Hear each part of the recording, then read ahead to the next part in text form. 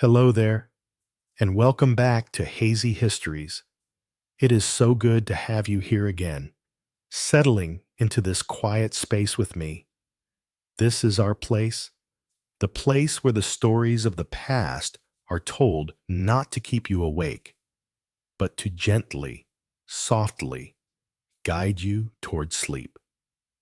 So, let us begin by doing just that. Find that perfect position, the one where your body feels most at ease. Let your shoulders soften, releasing any tension they might have carried from the day.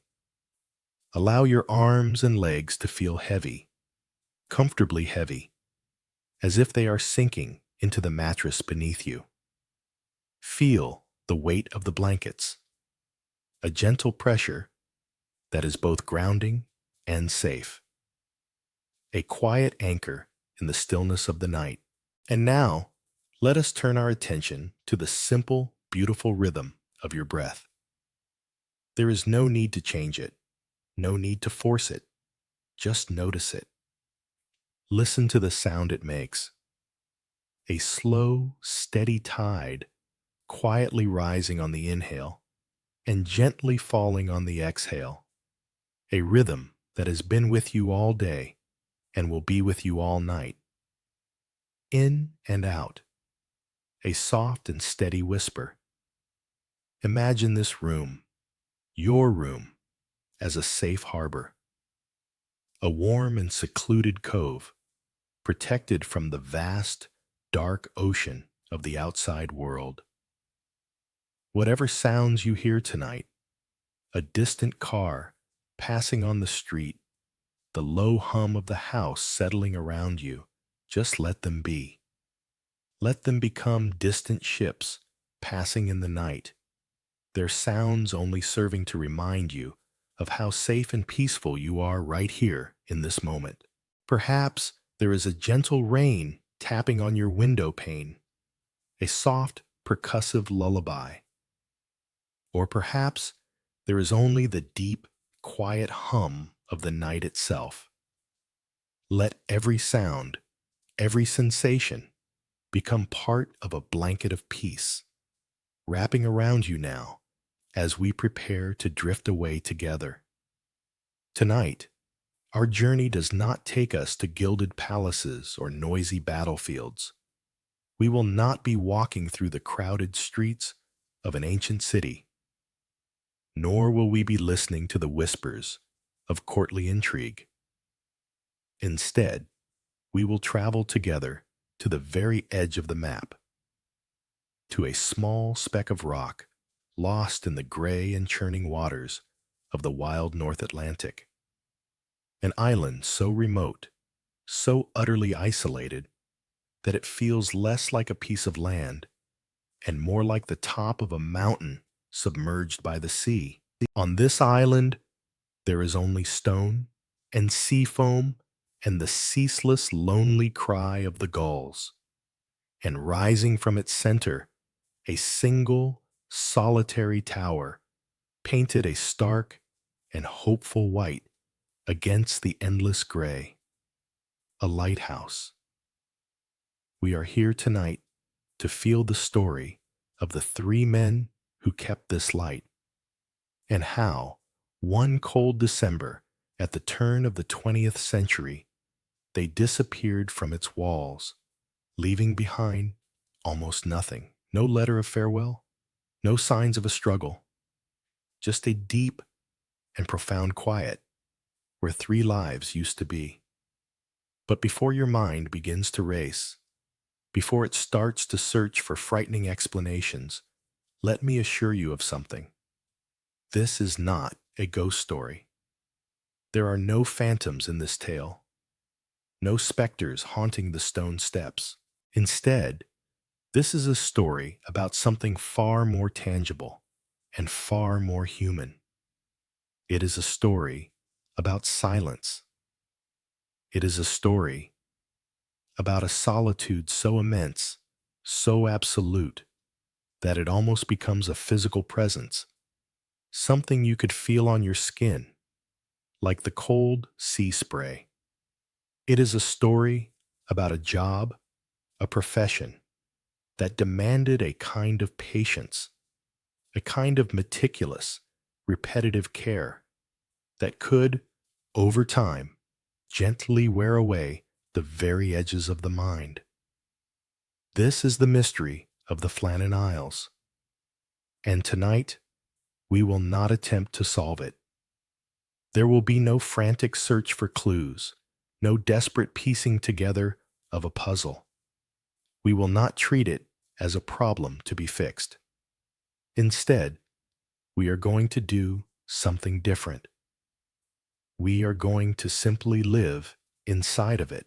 We are going to feel the cold stone of the tower, hear the wind as it wraps itself around the lantern room, and begin to understand the deep, rhythmic quiet that these men called home.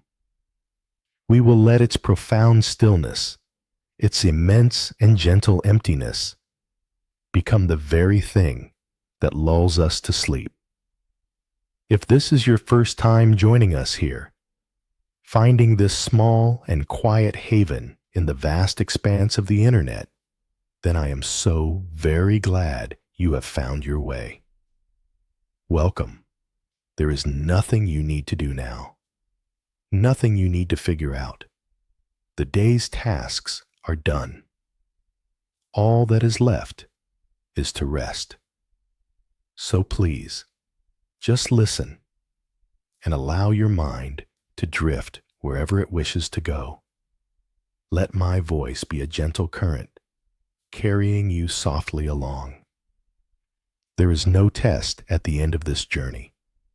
The only goal here, the only purpose, is your own peaceful rest.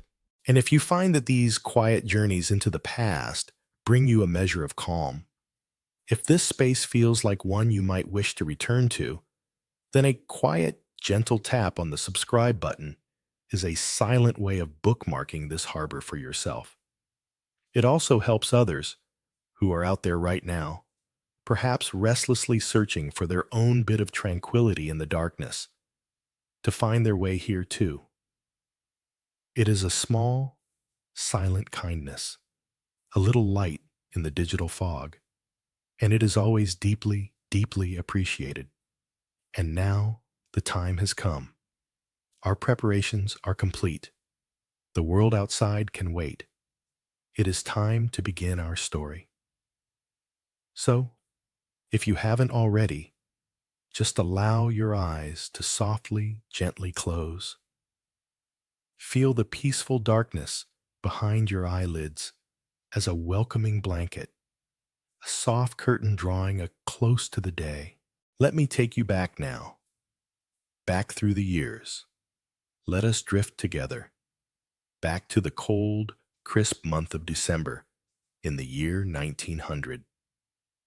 Feel the air on your skin, sharp and clean, carrying the distinct, briny taste of the sea. We are going to begin our journey tonight, not with the mystery of an ending, but with the quiet rhythm of a life, with the steady, demanding, and profoundly lonely life of a lighthouse keeper. Let us imagine, for a moment, that you are the one who answered the call. Perhaps you were living in Glasgow at the time, or maybe a crowded tenement in Edinburgh. The city was a cacophony, a relentless assault on the senses, the constant clatter of iron-shod horses on cobblestones, a sound that started before dawn and never truly ended. The cries of the street vendors, selling everything from fresh fish to mended shoes, their voices rising and falling in a chaotic chorus. The rumble of carriages, the shouts of children, the endless, overlapping murmur of 1,000 conversations you could never quite make out, but could always feel pressing in on you. The air itself was thick with the smell of coal smoke and industry, a permanent gray haze that clung to your clothes and coated the windowsills. You grew tired of it, so deeply, bone-wearyingly tired. You found yourself craving not excitement, but its opposite.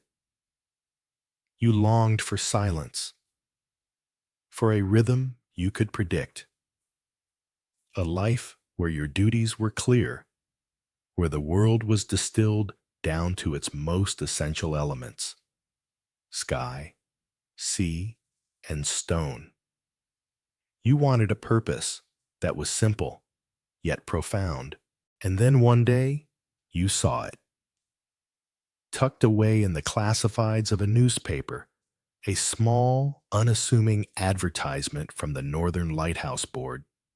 It didn't promise adventure or riches. It promised duty.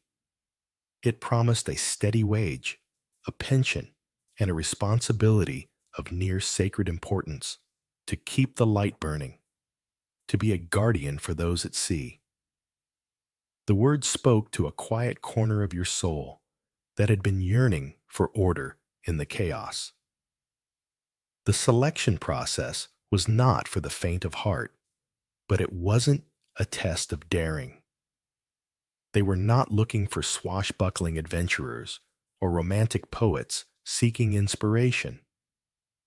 They were searching for a very specific type of man, a man who was reliable, methodical, a man who found a quiet satisfaction in a task well done, no matter how many times he had done it before.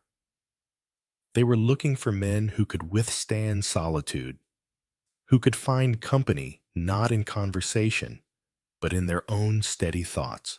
They tested your eyesight, your hearing, your physical strength. They asked you questions about your temperament, about your family, about your ability to follow orders without question. And when they chose you, the training began. It was a training in the art of repetition, in the religion of cleanliness. You were taught how to tend to the heart of the lighthouse, the magnificent jewel-like Fresnel lens. You learned to treat it not as glass, but as a diamond of immense size and value. You were shown the precise circular motions to use when polishing its crystal prisms, a soft chamois cloth in one hand, your own warm breath fogging the surface before you wiped it to a perfect, flawless clarity. You learned the smell of the polishing compound, a faint, waxy scent that would forever be linked in your mind with the feeling of cool, smooth crystal under your fingertips. You were taught how to maintain the intricate clockwork mechanism that made the great lens turn. You learned the heft of the crank as you wound it, feeling the resistance in your shoulders and back as you hoisted the heavy weights that would power the rotation through the long night. You learned the specific sound of each gear engaging, a series of satisfying metallic clicks and whirs. And most importantly, you were taught the solemn duty of the logbook. You were given a heavy, leather-bound volume and a pot of black ink. Your instructor's voice was stern as he explained the rules. Every entry must be neat. Every observation must be precise. The direction of the wind, the state of the sea, the temperature, the barometer reading, the amount of paraffin oil consumed, any passing ships. Your handwriting had to be clear, uniform, and utterly devoid of personal feeling. The logbook was not a diary for your thoughts. It was an objective, unimpeachable witness to the life of the light. It was a testament to order, a defense against the unpredictable wilderness that raged just outside the stone walls. You were not just a keeper. You were to be a chronicler of the quiet, disciplined world you were about to enter.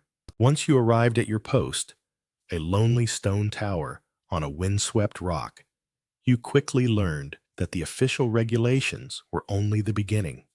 The true life of a keeper was governed by a set of unwritten rules, a code of conduct born from long experience and the psychological necessity of survival. These rules were the invisible architecture that held your small, three-man world together. The first and most important of these rules was an almost fanatical obsession with cleanliness. Everything, at all times, had to shine. The brasswork, the handles on the doors, the fittings on the lamp, the barometer casing was to be polished every single day. It did not matter that it was already gleaming from the previous day's efforts. The task was not merely to make it clean, but to keep it clean. It was a daily battle against the insidious, creeping tarnish of the salt-laced air. You would feel the soft grit of the polishing paste on your cloth, smell its sharp chemical scent, and work in slow, patient circles until the brass radiated a warm, golden light, reflecting a distorted, fish-eye version of your own face back at you. This was not just housekeeping. This was a ritual. The same principle applied to everything. The stone floors of the spiral staircase were to be swept and scrubbed. The thick glass of the lantern room windows had to be wiped free of every speck of salt spray. The great lens itself was inspected constantly, not just for dust, but for the slightest, most imperceptible smear. A single, greasy fingerprint, a tiny streak left by a damp cloth, could refract the precious light, diminishing its power by a fraction. And that was a sin that could not be tolerated. You came to understand that this relentless cleaning was not about appearances. No one was coming to inspect your work, save for the supervisor on the relief boat once every few weeks. No, this was a defense. It was an act of imposing human order on a world of elemental chaos. Outside the thick stone walls, the sea could rage, the wind could howl, and the sky could throw down sheets of rain. But inside, in your vertical world, there was order, there was polish, there was clarity. It was a way to fight back against the slow, creeping decay of the mind that could come from staring into the void for too long. A clean space, you learned, helped to keep a clean mind. The second rule was the strict adherence to hierarchy. On an island inhabited by only 3 men, you might imagine a sense of easy, democratic camaraderie. You would be wrong. The structure was as rigid and clear as that of a naval vessel. There was the principal keeper, the man in charge. He was the captain of this stationary ship. Then came the first assistant, and finally, the second assistant. Each man had his specific duties, his designated watch. Orders given by the principal keeper were not debated or discussed. They were simply followed. This was not about ego or a love of power. It was about survival. In a place of such profound isolation, where 3 individuals are confined together for months on end, small disagreements can fester. A minor annoyance can grow, in the echoing silence, into a monstrous resentment. The strict hierarchy removed the potential for such friction. It provided a clear, unambiguous framework for every interaction. You knew your place. You knew your tasks. You knew who was in charge. This structure was the bedrock that prevented the small community from fracturing under the immense psychological pressure of their shared confinement. It was a system designed to keep the peace by ensuring there was very little to argue about in the first place. And finally, there was the rule of the logbook. You had been trained in its use, but you only truly understood its significance once you were on the station. The logbook was more than just a record. It was the tower's soul. It was the only objective truth in a world that could so easily become distorted by loneliness and perception. In its pages, the life of the lighthouse was recorded in stark, emotionless prose. December 9th, wind southwest, fresh breeze, sea, moderate swell, consumed 1.5 gallons oil. December 10th, wind west by northwest, strong gale, cleaned and polished lantern apparatus. These were not the writings of a man. They were the observations of an instrument. The logbook was a testament to duty over feeling. It didn't matter if you were feeling homesick or angry with one of your fellow keepers, or filled with a profound sense of awe at the beauty of a sunset. Such things had no place on these pages. Your inner world was your own private burden. The logbook was for the light, and the light only. It was a discipline, a daily act of setting aside the self in favor of the mission. The short, dry, factual sentences were as hard and unyielding as the granite stones of the island itself, a bulwark against the turbulent sea of human emotion. In this silent, vertical world, the human keepers were not the only inhabitants. The tower itself was home to two other, far more constant personalities. They were the true masters of the station, great beings of glass and iron, and the three men were merely their devoted attendants. They were the tools of silence. The first and most beautiful was the Fresnel lens. It sat enthroned in the highest room, the lantern room, encased in a cage of glass and iron like a magnificent captive jewel. It was the heart of the lighthouse. To call it a lens is an understatement. It was not a single, solid piece of glass. It was a masterpiece of optical engineering, a beehive of crystal, meticulously assembled from hundreds of individual, hand-ground prisms and segments of polished glass, all arranged in a precise concentric embrace around a central point. During the day, the lens was a passive, sleeping creature. It would catch the pale, watery sunlight of the North Atlantic and seem to drink it in. It did not reflect the light so much as it inhaled it, refracting it through its many facets, casting faint, shimmering rainbows that would drift slowly across the brass fittings and the polished stone floor. The keepers would move around it with a quiet reverence, their cleaning cloths tracing its crystalline curves. In these quiet daytime hours, the lens held a potential energy, a silent promise of the power it would unleash when darkness fell.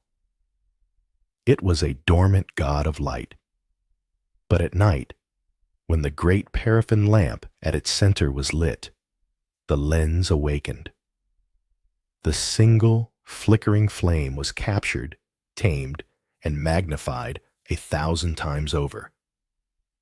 Each prism, each polished segment, performed its sacred duty, bending and concentrating the light. gathering the scattered photons into a single, cohesive, breathtakingly powerful beam. It was a spear of pure white light, so intense it seemed solid, a tangible thing that could cut through the thickest fog, the most violent storm, the most absolute darkness. For the lost mariner, tossed on a raging sea, this beam was a miracle. It was a steady, celestial finger pointing the way home. It was the lighthouse speaking its one and only word, here. As the lens turned, this beam of light would sweep across the dark water in a slow, hypnotic rhythm. And for the men living inside the tower, this rhythm became a part of their existence. The light would pass across the small windows of their living quarters, illuminating the room for a moment in a silent, ghostly flash, and then darkness again. Flash and then darkness. A slow, silent pulse. A visual breath. It was a rhythm that could measure a man's thoughts, a rhythm to fall asleep to, a constant, silent reminder of the great and beautiful machine they served. And the thing that gave the lens its motion, its life, was the second great inhabitant of the tower, the clockwork mechanism. Deep within the body of the tower, this colossal engine of gears and weights resided. It was the lighthouse's heartbeat. It was not a delicate instrument, like a pocket watch. It was a robust, powerful machine of iron and brass, built to withstand the endless vibration of the wind and the sea. Its purpose was simple: to turn the multi-ton lens assembly above it at a precise, unvarying speed. Every day, one of the keepers would perform the ritual of winding it. He would engage a heavy iron crank into a socket and begin to turn. It was a task that required the strength of his entire body. Slowly, painstakingly, with a chorus of groans from both man and machine, a massive weight, a stack of heavy iron discs, would be hoisted up the central shaft of the tower. This weight was the stored energy, the fuel for the night's rotation. Once released, gravity would do the rest. Throughout the long, dark hours, the weight would begin its slow, inexorable descent. Its steady, downward pull turned the primary drive shaft. This shaft turned a series of large gears, which in turn engaged smaller gears. A beautiful, intricate dance of mechanical power, translating the simple vertical fall of the weight into the smooth, horizontal rotation of the lens far above. And this mechanism had a voice. It was not the high-pitched ticking of a small clock. It was a deep, resonant, and profoundly steady sound, a heavy, metallic thunk as a lever engaged, followed by a slow, deliberate clack as a great-toothed wheel completed a turn. It was a sound that resonated through the very stones of the tower. It was the sound of time being measured in long, patient intervals. It was the sound of reliability, the sound of duty. Thunk, clack. A second passes. Thunk, clack. Another second gone. For the keepers, this sound was a constant companion. It was the bass note of their isolated world, a mechanical mantra that assured them that all was well, that the machine was working, that the light was turning, that they were doing their job. It was the slow, steady, mechanical heartbeat of the tower itself, a sound to measure your own breathing against as you lay in your bunk, waiting for sleep to come. The life you chose, this life of meticulous order and noble purpose, carried with it its own unique set of dangers. They were not the obvious dangers of the sea, not the risk of a catastrophic fall from the lantern room or a slip on a slick, kelp-covered rock. These were quieter, more insidious perils, the kind that did not break the body, but could slowly, methodically unravel the mind. The greatest and most persistent enemy of a lighthouse keeper was not the fury of the raging storm or the thunderous crash of a breaking wave. It was the crushing, relentless, and soul-dampening weight of monotony. Day bled into day, and week bled into week, with a profound and unyielding sameness that was at once a source of comfort and a potential curse. The sun would rise, a pale disk in the gray sky. The light would be extinguished, its great glass eye closing for the day. The brass would be polished, its warm glow a small victory against the encroaching tarnish. The lens would be cleaned, its crystal facets restored to their diamond-like perfection.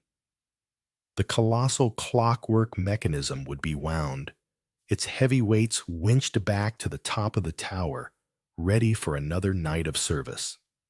The logbook would be filled, its neat columns and dry prose a testament to another day of duty performed.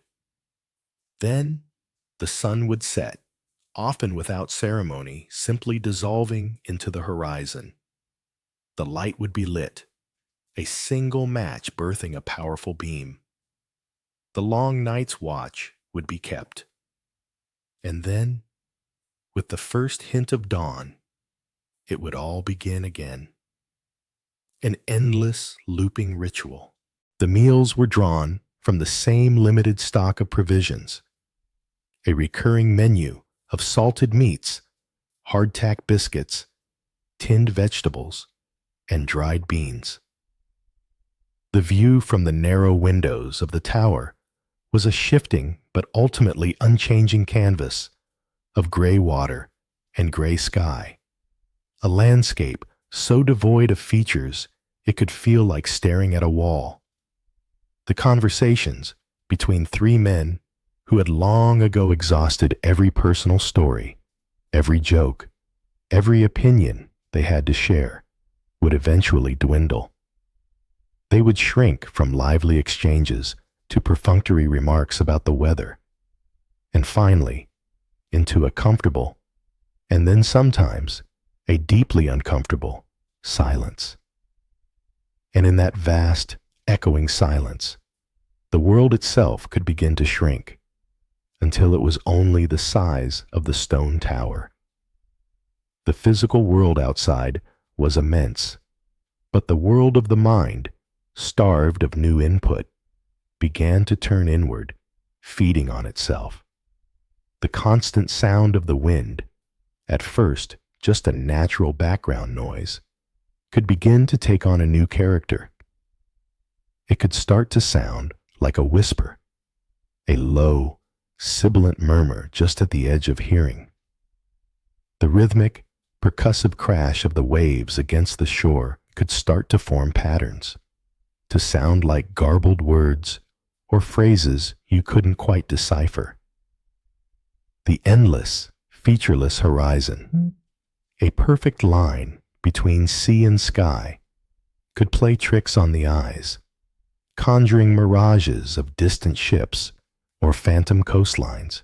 This profound silence was not always a peaceful, meditative state. Sometimes it screamed.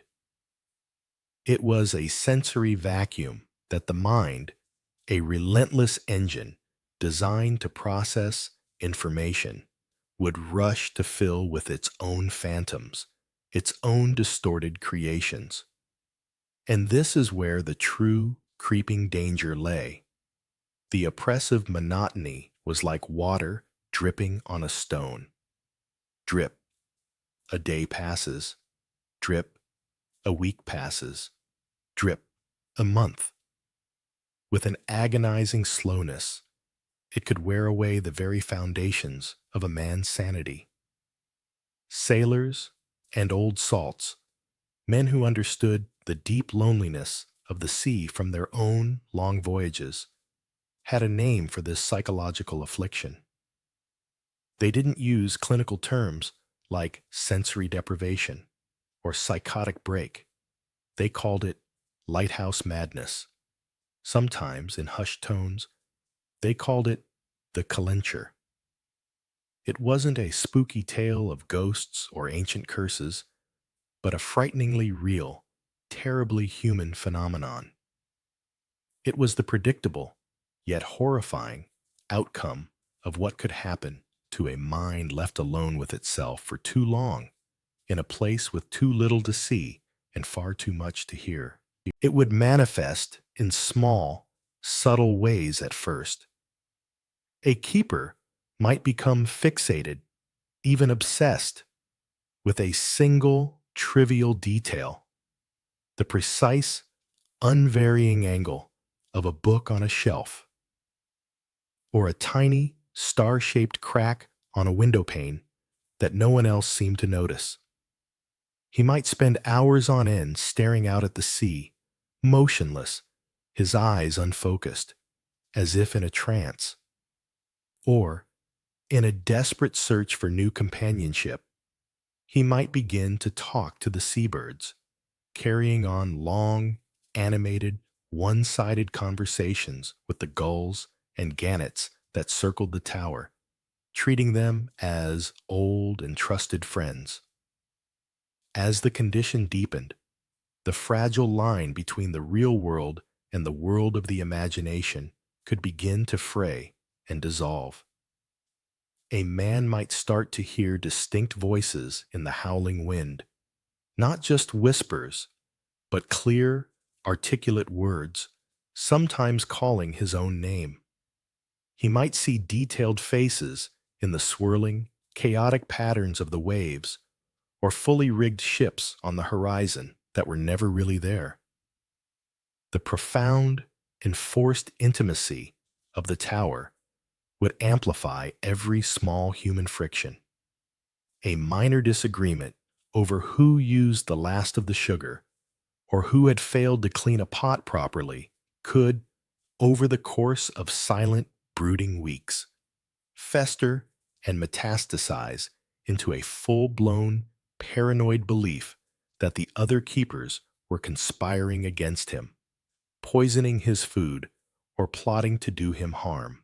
Men who had arrived on the island as friends or respectful colleagues could suddenly become strangers, or worse, enemies.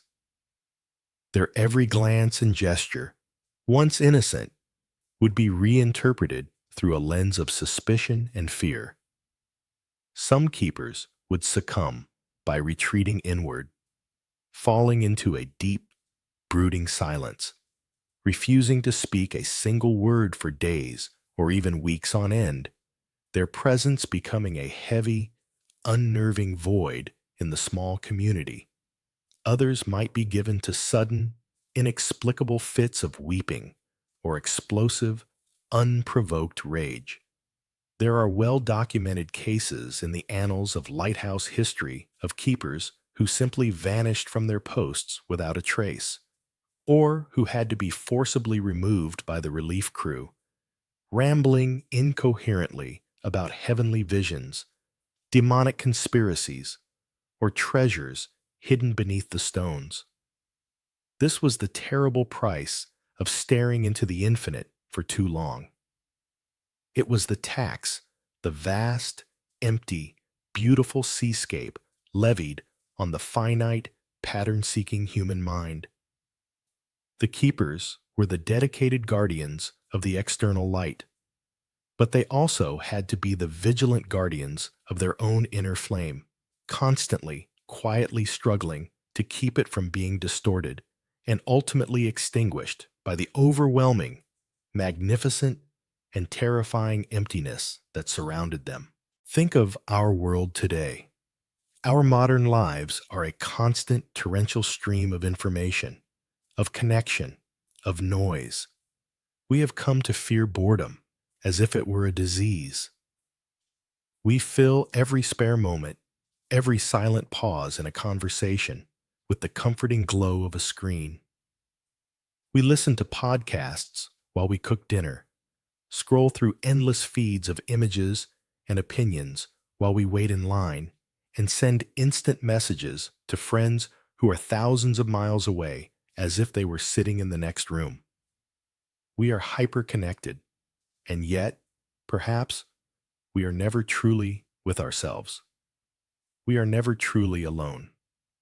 Now, try, just for a moment, to imagine the absolute opposite. Try to imagine having nothing. No phone, no internet, no television, no radio. The only books available are the ones you have already read a dozen times over. The only news from the outside world is months old, delivered in a bundle of aging newspapers by the last supply ship. It is just you, two other men, and the sea. Not for a relaxing afternoon, not for a weekend digital detox retreat, but for months and months on end. What would you do with all that silence? What would you think about when you have already thought every thought there is to think? Would the sound of the wind always remain just wind? Would the faces of your companions always remain just faces? Or would the great silence begin to work its strange, powerful magic on you? Would your mind, after all that time, after all that emptiness, still be your own? This was the quiet, invisible, and relentless internal battle that every single lighthouse keeper had to fight every single day. A battle waged not with fists or with weapons, but with the simple, monumental, and utterly exhausting effort of holding on to oneself in the face of an overwhelming, beautiful, and terrifying nothingness. The day has come. Your training is complete. Your short leave on the mainland is over, and it is time to take up your post. You stand on the deck of the Hesperus, the official tender of the Northern Lighthouse Board, as it prepares to leave the harbor. The air is thick with the smells of the port, the sharp metallic tang of coal smoke from the ship's funnel, the damp, earthy scent of wet ropes, and the pervasive, salty aroma of fish and the low tide. It is a busy, living smell, the smell of civilization. You take a deep breath, trying to commit it to memory. There is a shout from the dock, a blast from the ship's whistle that sends a flock of gulls scattering into the gray sky, and then a slow, deep shudder runs through the deck beneath your feet. The steam engine has engaged. The gap between the ship and the stone quay begins to widen, slowly at first, then with more confidence. You watch the faces on the dock shrink, becoming indistinct figures. And then finally, they are gone, lost in the jumble of sheds and cranes. You remain at the railing, your hands gripping the cool, damp wood, as the Hesperus steams out of the protected harbor and into the open water. The city, with its church spires and smoking chimneys, begins to recede. It loses its detail, its hard edges softening until it becomes just a gray smudge against a paler gray sky. And then, a bank of coastal fog, a soft, white wall, drifts in and swallows it whole. The land is gone. You are at sea now. The deck begins to rise and fall with a new rhythm, the long, slow, ancient rhythm of the ocean swell. It is a gentle, rocking motion, a cradle's lullaby on a grand scale. The steady, percussive chug, chug, chug of the steam engine becomes the journey's heartbeat. It is a reassuring sound, a sound of progress, but it is also a sound that is carrying you further and further away from everything you know. You look at the sailors on the ship, busy with their tasks, coiling ropes, checking gauges. They move with an easy, practiced grace. They are at home here. This is their world, a world of constant motion. You, however, feel a sense of otherness. You do not belong to their world. You are merely a passenger, a piece of living cargo being delivered to a fixed point. Soon, you will belong to an island. The thought creates a strange, new feeling inside you. It is a feeling of profound isolation, and it has begun to settle in long before you have actually reached your lonely destination. You are still surrounded by other men, yet you already feel entirely alone. This is the last time you will see a tree, or a horse, or the face of a stranger for many weeks, perhaps even for many months. The journey takes hours. The sea changes from a murky green-brown to a deep, intimidating slate gray. The sky is a vast, overturned bowl of pewter. There is nothing to see in any direction, just the endless, rolling expanse of water. You might retreat to the small, cramped cabin for a cup of hot, strong tea, the warmth of the mug, a small comfort in your cold hands.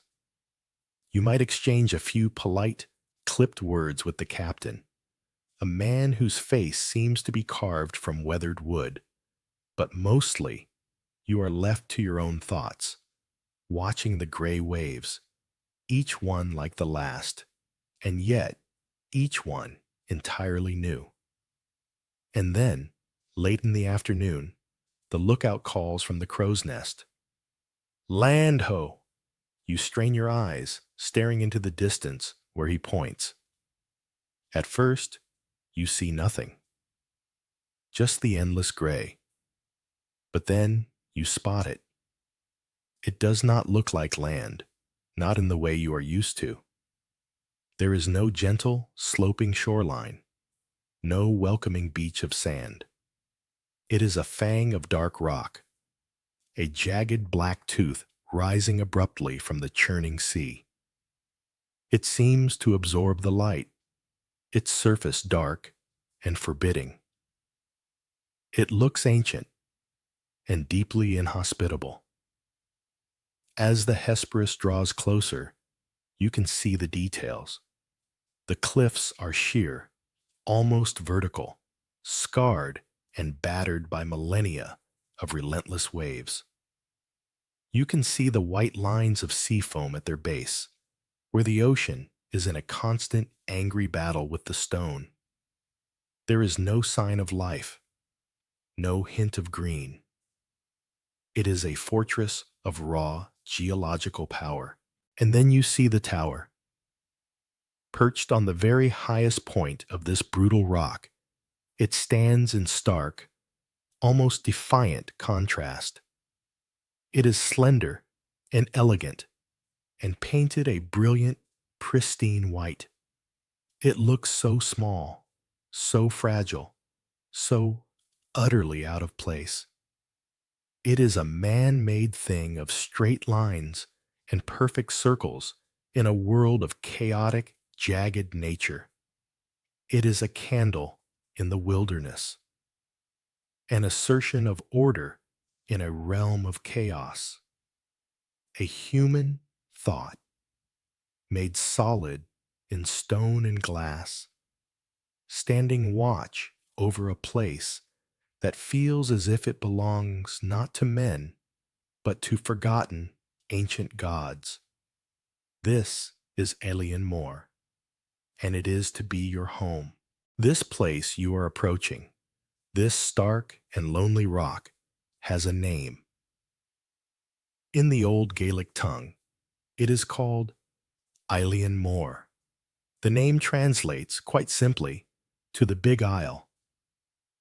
It is a curious name, a little piece of irony anchored in the sea, because Alien Moor is not, by any human measure, big. It is a small, compact knot of land, barely 40 acres in total, a place you could walk across in a matter of minutes. Its name does not come from its physical size, but from its presence, its significance. In the small, scattered archipelago of the Flannan Isles, 7 lonely peaks of rock breaking the surface of the Atlantic, Alien Moor is the largest, the most prominent. It holds a certain gravity. It is the big brother in a family of desolate stones, and it carries an air of ancient, brooding authority. It is not large in area, but it is large in spirit. Long before the first stone of the lighthouse was laid, long before its beam ever cut through the darkness, this island was already a place of deep significance. It was sacred ground. Men did not come here to live, but to visit, and they did so with a cautious reverence. If you were to walk its surface, you would find, nestled in a slight depression, the crumbling, moss-covered remains of a small stone chapel. It is little more than a pile of rocks now, its shape barely discernible, but history says it was built in the 7th century by an Irish monk, a missionary named Saint Flannan. He came to this remote corner of the world to seek solitude, to find God in the vast emptiness of the sea and sky. The island became his hermitage, a place of prayer and contemplation. For centuries after he was gone, the island retained its sacred aura. Shepherds from the larger, inhabited islands nearby, like Lewis, would make the treacherous sea journey here in the summer months. They would bring their flocks to graze on the island's surprisingly rich, salt-sprayed grasses. The sheep would thrive here, safe from predators, growing fat and healthy. But the shepherds themselves followed a strict and ancient rule.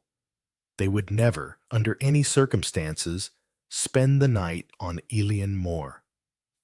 As evening approached, they would round up their dogs, board their small boats, and make the journey back to their own homes, leaving the island to the darkness and to its unseen inhabitants. They believed the island was not truly theirs to command. They were merely guests, folklore, passed down through generations in hushed tones around peat fires, held that the island was the domain of powerful, supernatural beings.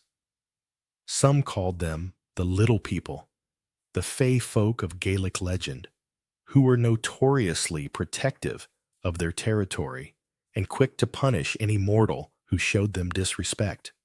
Others believed the island was haunted by the spirits of the ancient pre-Christian peoples who had first set foot on these shores, their presence still lingering in the wind and the stones. And there was another, more specific superstition, a rule that every local sailor and shepherd knew in his bones. You must never harm a bird on Alien Moor. The island was a sanctuary for countless seabirds, gannets, puffins, fulmars, and gulls. To kill one, even by accident, was to invite terrible misfortune, for it was said that these birds carried the souls of drowned sailors, men whose bodies had been claimed by the sea. To harm a bird was to desecrate a man's final, restless resting place. And so, the birds were left in peace, Their cries, the island's true, unending chorus. As you step onto the island for the first time, you feel the weight of this history, this folklore. It seems to cling to the very air. There is not a single tree on the entire island. Not one. The wind is too relentless, the soil too thin, for anything so tall and vulnerable to take root. The landscape is one of primal simplicity. There is the dark metamorphic rock, ancient Louisian gneiss, among the oldest rock on the planet. It is covered in a thick, spongy carpet of tough maritime grass. Vibrant green in the summer, a muted, straw-like yellow in the winter.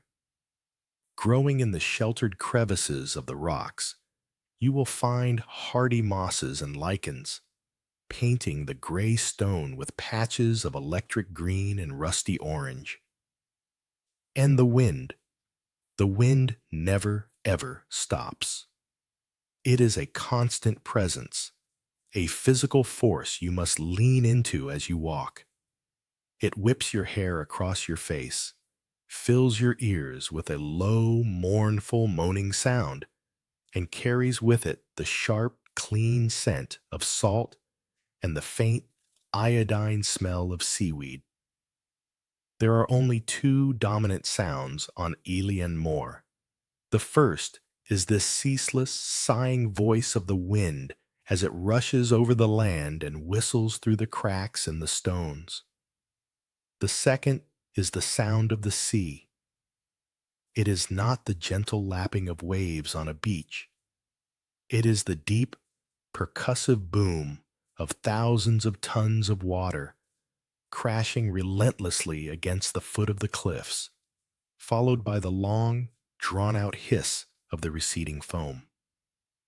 Boom, and then hiss, a deep, powerful, and eternal rhythm. It is a sound that could, over time, drive a man mad with its repetition. Or perhaps, if you listen to it long enough, it could become a kind of lullaby, a deep, resonant, and powerful heartbeat, lulling you into a state of hypnotic calm. Sometimes, you suspect, it could do both at the same time. The Lighthouse Tower, this silent stone sentinel, was not built to be run by one man alone. The work was too demanding, the watches too long, the isolation too absolute.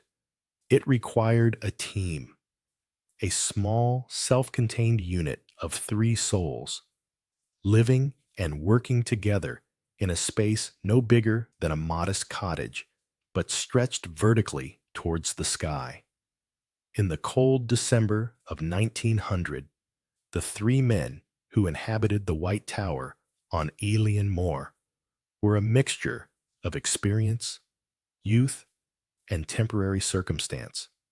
Let us meet them now, not as figures in a mystery, but simply as men, each carrying his own history, his own hopes, and his own private burdens into the great silence. First, there was Thomas Marshall. He was the second assistant keeper, the junior man on the station. He was young, only about 28 years old, and powerfully built. His records show he had been a blacksmith before joining the Lighthouse Board, and you could imagine the strength still residing in his hands and shoulders, a strength perhaps more suited to the clang of a hammer on an anvil than the delicate polishing of a crystal lens. He had a reputation among his peers as a man with a short fuse, a bit rough around the edges, a man prone to speaking his mind, sometimes too bluntly. What brings a man like Thomas Marshall to a place like this? Perhaps he was running from some trouble back on the mainland, a dispute in a pub, a debt he couldn't pay. Or maybe it was simpler than that. Perhaps he was a man who understood the world through physical effort. and he was seeking a job where his formidable strength was still an asset, a useful tool. In the cramped, echoing confines of the tower, his cocksure attitude and occasional outbursts of temper could have been a source of constant, grating friction. Or, just as easily, his gruff, unfiltered presence could have been a welcome break in the oppressive, mannered quiet, a bit of raw, human noise in a world that had too little of it. He was the raw energy, the unpolished stone in this small, isolated society. Then there was James Ducat. At 43, he was the principal keeper, the leader of this tiny, remote outpost. He was a man of considerable experience, a veteran of the Lighthouse service, respected for his steady hand and his calm demeanor. Unlike Marshall, Ducat was a family man, with a wife and 4 children waiting for him back on the mainland. For him, this was not a romantic escape or an adventure.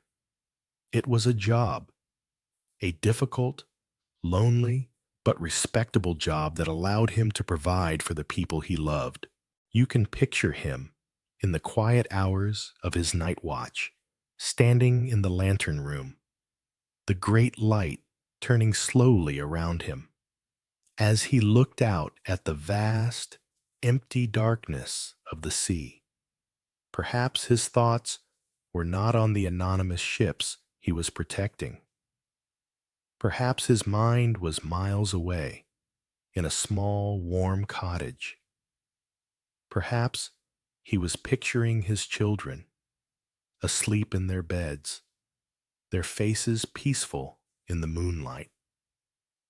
His presence in the tower would have been a grounding force, an anchor of stability and maturity. He was the quiet professional, the father figure. He was the reason the brass was always polished, the logbook always neat. He was the steady center around which the small world of the tower revolved. His silence was not one of brooding, but of quiet contemplation. He was a man who knew precisely why he was here, and he endured the loneliness as the price he had to pay for his family's security. And finally, there was the third man, Donald MacArthur. And his presence adds a fascinating and perhaps crucial layer to the dynamic. MacArthur was not a permanent member of the Eilean Mor crew. He was what was known as an occasional keeper. He was a seasoned serviceman himself, a strong and capable man in his early 40s. But he was only on the island as a temporary replacement for the regular keeper, William Ross, who was on sick leave. This made MacArthur the outsider. He was a man known for 2 things: his physical toughness and, according to the lore of the service, a reputation for being a brawler, a man who could become volatile and aggressive after a few drinks. Of course, there was no alcohol on the station. It was strictly forbidden. But a man's temperament does not simply vanish with the absence of drink. MacArthur was a man accustomed to the rough and tumble life of the Glasgow docks, thrust into a world of monastic quiet and rigid discipline. He didn't have the long-established working relationship that Ducat and Marshall likely shared.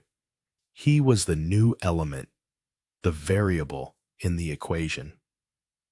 The arrival of a new person into such a tiny, hermetically sealed environment always disrupts the established rhythm. Old inside jokes fall flat. Comfortable silences become awkward. The delicate balance of personalities, carefully negotiated over months of shared isolation, has to be rebuilt from scratch. Did MacArthur fit in? Did his rougher nature clash with Duckett's quiet professionalism? Did his temper ignite Marshall's own short fuse? Or did they all, as professionals, suppress their differences and work together in stoic silence? We can never know for certain, but we can imagine the three of them sitting around the small table in the kitchen. Duckett, the steady father, perhaps reading a letter from his wife for the 10th time. Marshall, the restless youth, perhaps drumming his powerful fingers on the table, anxious for his watch to begin or end. And MacArthur, the outsider, the temporary resident, perhaps feeling like a guest who had overstayed his welcome, watching the other two, trying to understand the unspoken rules of this strange, silent kingdom.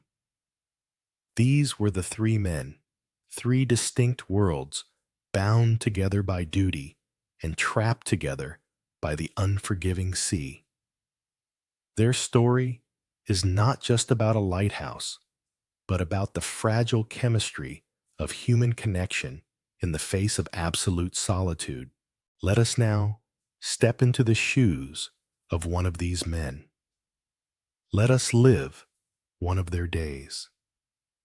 It does not matter which one you are, the steady father, the restless youth, or the quiet outsider. The shape of the day, its rigid and unyielding structure, is the same for all. Your awakening does not come from the sharp, jarring ring of an alarm clock. There is no such thing here. Your alarm is a gentle touch on the shoulder, or perhaps just the subtle shift in the quality of the light as dawn breaks. The keeper who has kept the final night watch, the morning watch, has come to rouse you. You open your eyes in the small, circular bedroom, its stone walls curved around you like a protective shell.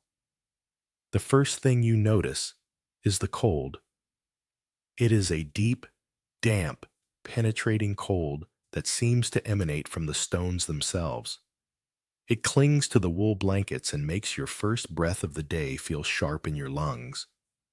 You don't linger in bed. The discipline of the tower does not allow for it. You swing your legs over the side of the narrow bunk, your bare feet meeting the cold stone floor. You dress quickly, pulling on thick, heavy wool trousers, a flannel shirt, and a thick, oily wool sweater that smells faintly of salt and lanolin. The clothes are not for fashion. They are for survival. They are your armor against the persistent chill. You make your way out of the bedroom and begin the descent down the spiral staircase. The stone steps are worn smooth in the center from the countless journeys up and down, made by you and the keepers who came before. Each step echoes slightly in the enclosed space. As you descend, the smells of the tower greet you. There is the clean, slightly chemical scent of the paraffin oil used for the lamp, a smell that permeates everything. Beneath that is the metallic tang of the polished brass and the faint, dusty scent of old stone and mortar. It is the unique perfume of your isolated world. You arrive in the small kitchen and living area at the base of the tower. The keeper coming off watch has already put the kettle on the small coal stove. The room is the warmest place in the tower, a small haven of relative comfort. Breakfast is a simple, hearty affair. A bowl of hot, thick porridge, perhaps with a spoonful of treacle if supplies are plentiful. A mug of strong, black, steaming tea. You and the other two keepers eat mostly in silence. There is little to say that has not been said before. The conversation is one of familiar grunts and nods. It is the comfortable silence of men who know each other's rhythms all too well. After the simple meal, the day's work begins. It is a work of endless meditative repetition. The first task is always the light itself. You and another keeper will climb the long spiral staircase back to the very top, to the lantern room.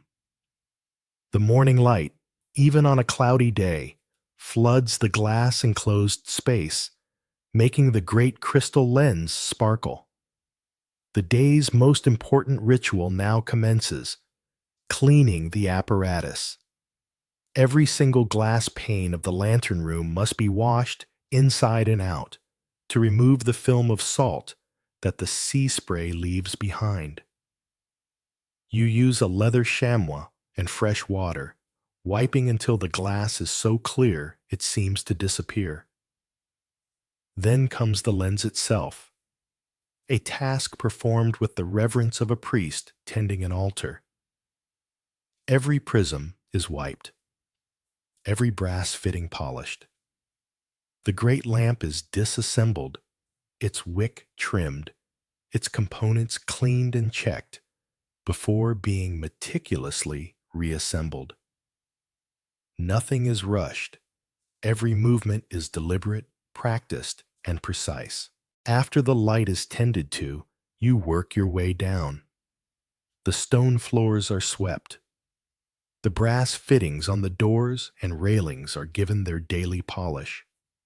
The logbook is brought up to date with the final readings from the night before. It is a slow, methodical process. There is a rhythm to it, a quiet satisfaction in seeing order restored, in pushing back against the slow entropy of the wild world outside. Lunch is as simple as breakfast. A hunk of coarse bread, a slice of hard cheese, perhaps some tinned fish, or cold salted meat. You eat at the small wooden table, the sound of the wind and waves a constant muffled companion. If the weather permits, the afternoon might offer a brief respite from the confines of the tower. You might pull on your heavy boots and a thick coat and step outside. The force of the wind is a physical shock. You have to lean into it to keep your balance.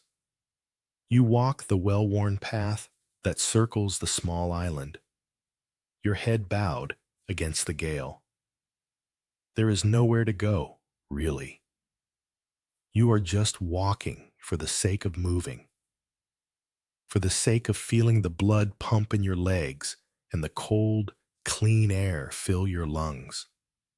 You watch the seabirds, the gannets and fulmars, as they hang effortlessly on the wind currents, masters of this harsh environment. They are your only neighbors. You might check the small vegetable patch, a patch of hardy cabbages and potatoes struggling for survival in a garden bed fortified with seaweed, its soil carried to the island in sacks. It is a small patch of green in a world of gray and blue, a tiny, defiant act of cultivation. As the afternoon begins to wane, your thoughts turn again to the night. The preparations must be made. This is the most critical phase of the day. The lamp's reservoir must be filled with paraffin oil, carefully, without spilling a single precious drop. The clockwork mechanism must be wound. You take hold of the heavy crank and begin the long, arduous task of hoisting the weights, your muscles straining, the great machine groaning in response. You feel like a part of the machine yourself, providing the human energy that it will convert into mechanical grace. You double-check the lens, giving it one last polish, one final inspection. As the sun, a weak, watery orb, begins its descent toward the horizon, a hush seems to fall over the tower. A sense of solemnity. The keeper, whose turn it is to take the first watch of the night, will climb to the lantern room. The other two might watch from the doorway below.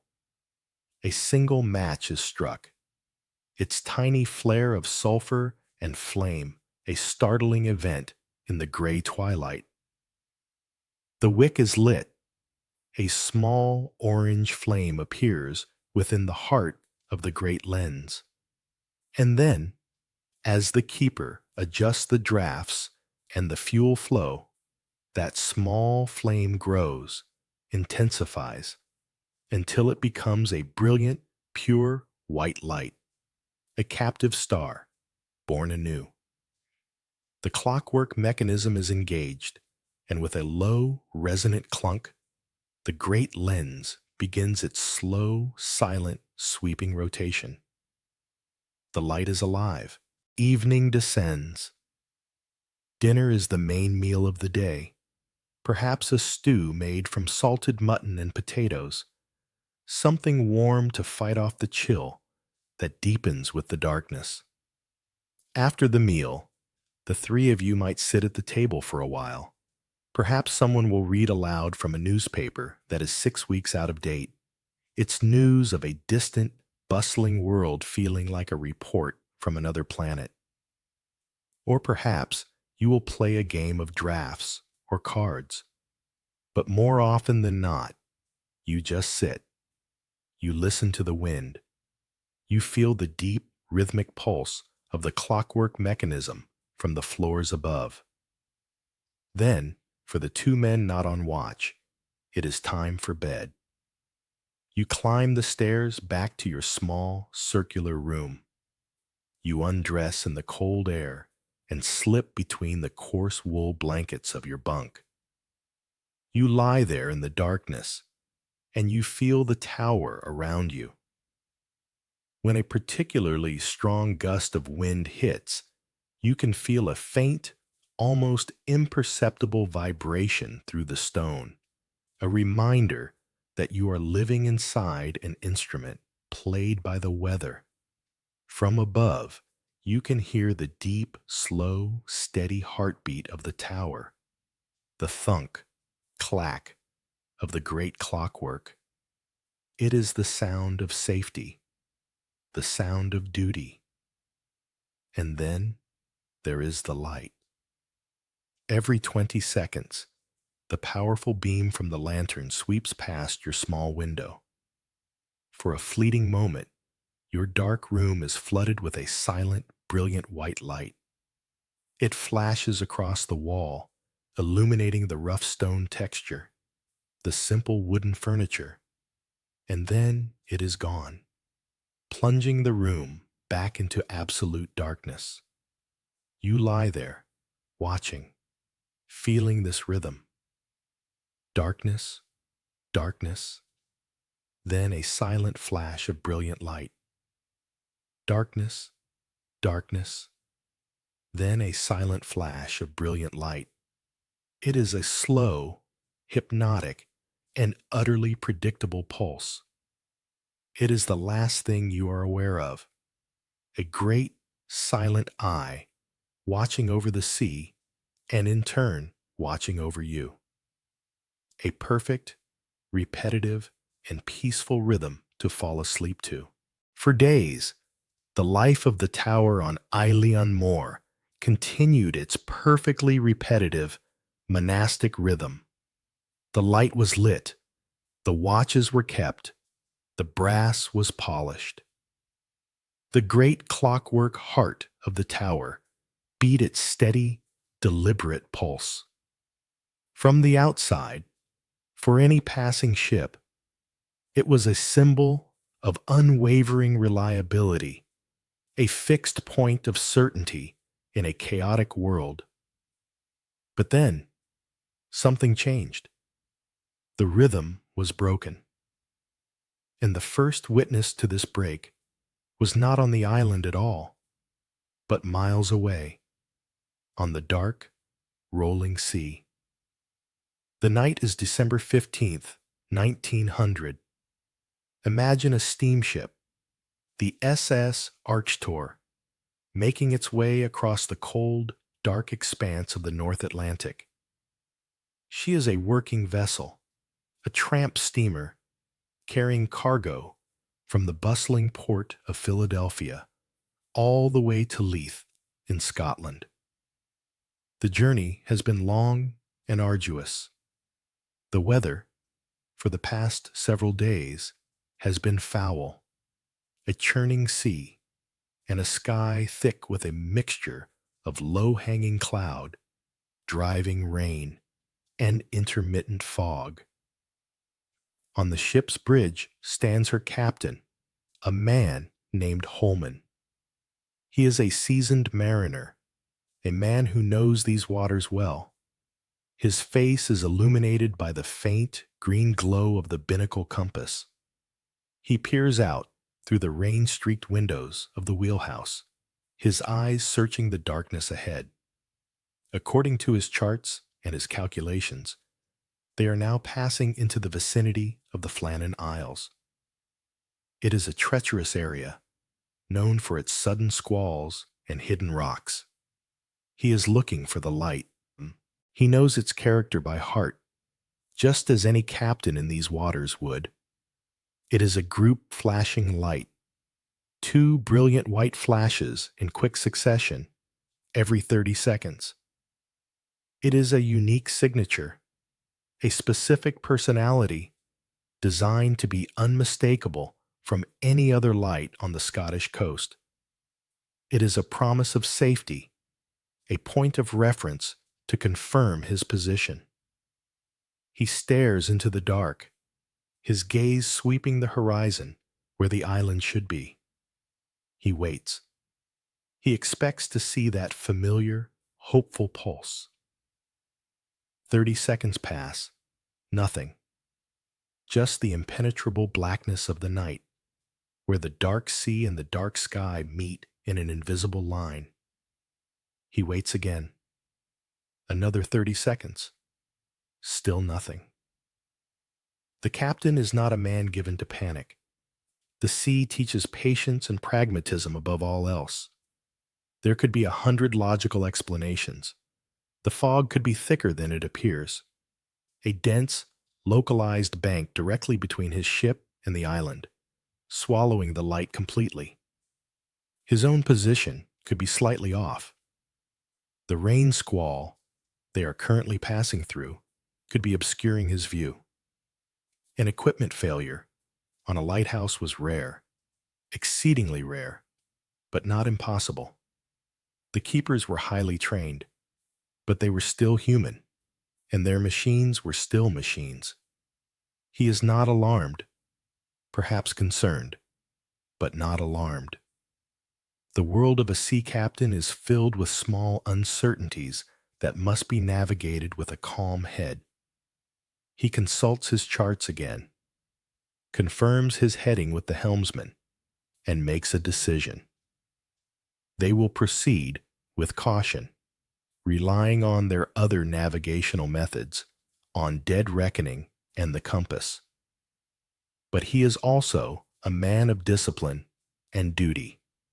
Much like the men on the island he cannot see, his own logbook must be kept with meticulous accuracy.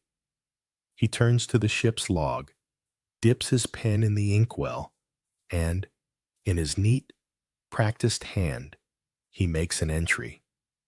He notes the time, their approximate position, the weather conditions, and then a simple, factual, and unemotional statement. Flannan Isles light not visible. Just 5 words. A straightforward observation. He does not speculate as to the cause. He does not record his own fleeting sense of unease. He simply records the fact. The light was not there. And with that small, almost trivial entry, written by the hand of an anonymous captain on a cargo ship passing in the night, the great mystery of the Flannan Isles begins. It is not a scream or a crash. It is a quiet, simple absence. A single, broken note in the grand, predictable symphony of the maritime world. A promise of light that was, for some unknown reason, unkept. The Arctur steams on into the night, leaving the dark and silent island behind in its wake. Its captain, unaware that he has just become the first, and for a time, the only outside witness to a silence that would soon capture the imagination of the world. The first sign that on the Isle of the Big Man, something had gone terribly, terribly wrong. The warning from the SS Arctur was not immediately acted upon. In an age before radio communication, Captain Holman's report would only be known once his ship reached port days later. For a time, the darkness of Eilean Moor remained its own secret. It was not until the relief vessel, the very same Hesperus, finally arrived at the island on the day after Christmas that the depth of the silence was truly felt. When the rescue party, led by the replacement keeper Joseph Moore, ascended the winding stone steps and entered the silent tower, they found a scene of eerie, suspended domesticity. An untouched meal, a stopped clock, an overturned chair. But among these strange and unsettling clues, they found one item that seemed to offer a direct voice from the past, a final testament from the vanished men. It was the Lighthouse logbook. Left open on the small desk in the living area, its heavy, leather-bound cover felt cold to the touch. The pages within were filled with the neat, professional script of men doing their duty. Day after day, the entries were predictable, methodical, almost boring in their regularity. Wind direction, barometer readings, oil consumption, the small, quiet dramas of a functioning lighthouse. Everything appeared perfectly normal, perfectly in order, until the entries for December 12th. And that is where the story and the very fabric of reason begins to unravel. The handwriting becomes a little less steady. The tone shifts. And the rigid discipline of the logbook, the sacred rule of objectivity, is broken. What was once a simple record of facts becomes something else entirely, a whispered chronicle of fear. Let us now read these last, strange entries together. Let us listen to these final words from the tower and feel the atmosphere within those stone walls begin to change, to darken, to grow heavy with an unspoken dread. The first strange entry is dated December 12th. The handwriting is thought to be that of Thomas Marshall, the young, strong second assistant. It begins, as always, with the weather. December 12th, wind west by northwest. Severe gale. Sea broke over the cliffs with fury. Never seen such a storm. On the surface, a dramatic but plausible entry for a lighthouse in the North Atlantic. But here is the first deep, unsettling crack in the narrative. Subsequent investigations, checking meteorological records from surrounding areas and logs from other ships, found no evidence of any such storm on that date. In fact, the weather in the region on December 12th was reported to be relatively calm for the time of year. The sea, particularly on the western side of the island, where the landing stages were, was not unusually rough. So why would Marshall, a trained observer, describe a storm of unprecedented fury. Was he exaggerating? Was he losing his grip on reality? Or was he seeing something that the rest of the world could not? The entry for that dishi does not end there. Later, a second note was added, timed around midday. 12 o'clock noon, storm still raging, wind high, unable to get out. And then, following this, comes the most startling breach of protocol, a personal observation, a glimpse into the emotional state of the three men, something strictly forbidden in the pages of the logbook. The entry continues. James Ducat has been very quiet. Donald MacArthur has been crying. Let us pause and feel the weight of those words. Donald MacArthur, the tough, middle-aged, hard-as-nails occasional keeper, the man with a reputation as a brawler, was weeping. What could possibly reduce such a man to tears?